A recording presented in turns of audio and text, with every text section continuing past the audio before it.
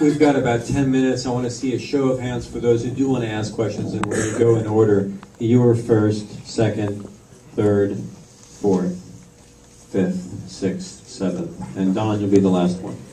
Sir. Okay, first I just want to say that I think it's important for you to recognize that you represent something to many, many people in this country and internationally. And the stand that you have taken, the refusal to back down, is of tremendous consequence. And I think you have to look at all the things that are happening and have been done to you in that light. You represent much more than Norman Finkelstein. You represent a whole, very powerful, correct position, and you present it in a very articulate and very powerful way.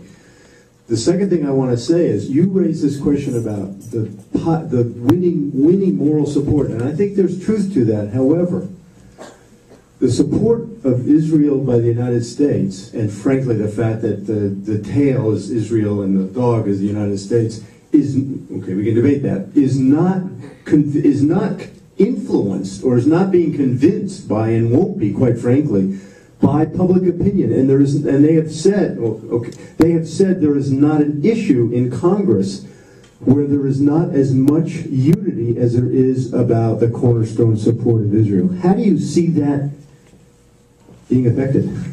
Well, you know, politics is several steps.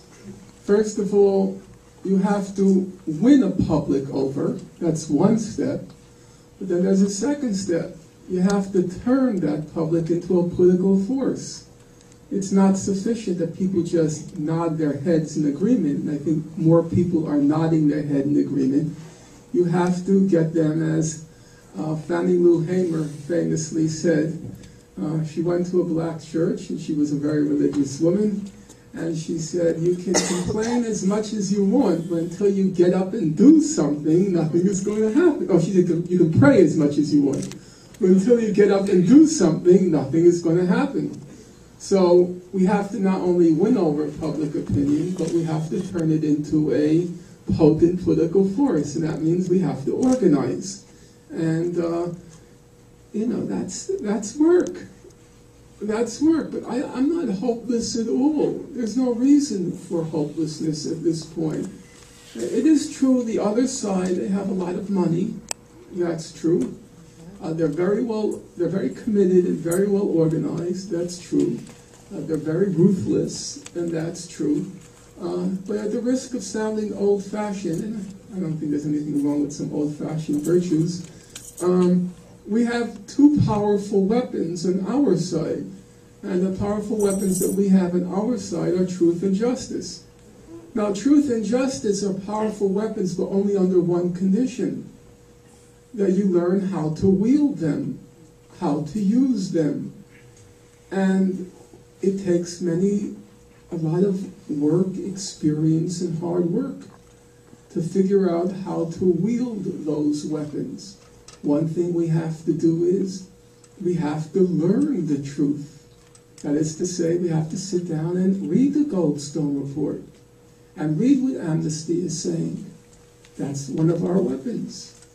And we also have to find a language of justice which people understand, because there are different languages of justice.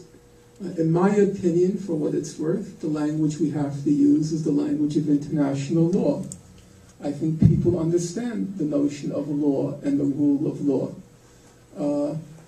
But if we learn how to wield those weapons, I think we can, however powerful they are and however much money they have, I think they'll lose. And I don't think that's just a kind of abstract faith. I see it, you know, all around me.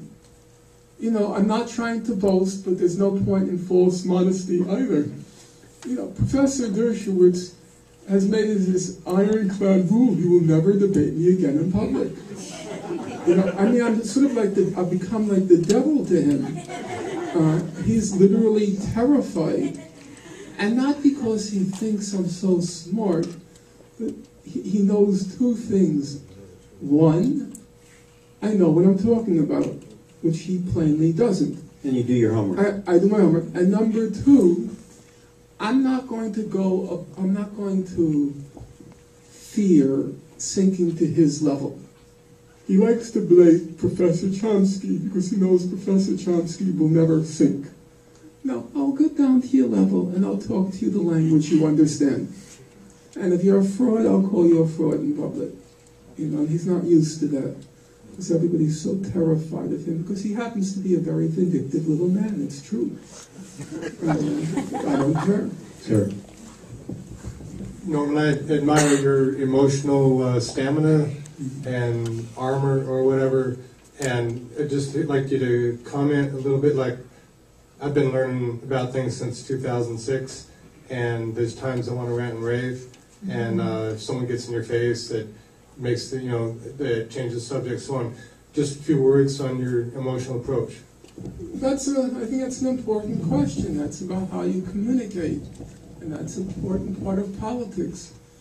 I think that a lot of times people get angry because they know what the other person is saying is not true, but they don't know how to answer it.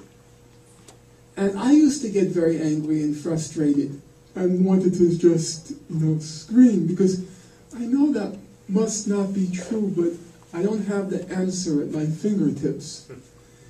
The more you learn the facts, the less angry you become, because you know that very calmly and very quietly you can answer the point. And in fact, you enjoy it. It becomes a kind of, it's not right because it's people's lives that are at stake, but to those who enjoy mental games, it's actually a kind of mental game. And let's say I told a fellow yesterday, ask me another question. Ask me another question. And then when he sat down, the way I ended was, do you have any more questions? He said, no. So I think if I've grown calm, it's not because I don't have the same anger. Whenever I feel like I'm losing some of the anger, there's a very easy cure. You just sit down and read any human rights report, and it just makes your skin crawl. You get so angry at the things that go on there. It's not that I've lost any of my anger, any of my indignation, any of my fury. It's a kind of confidence. Whatever you say, I'm quite confident I can answer it. Most of the anger, in my opinion, comes from frustration. And it's often young people, no fault of their own. They're young. They're 20, 18. They haven't yet had a chance to study. And they listen to Arendt say one BS after another. And they don't know how to answer it. They just start screaming, liar, war criminal. I can understand that.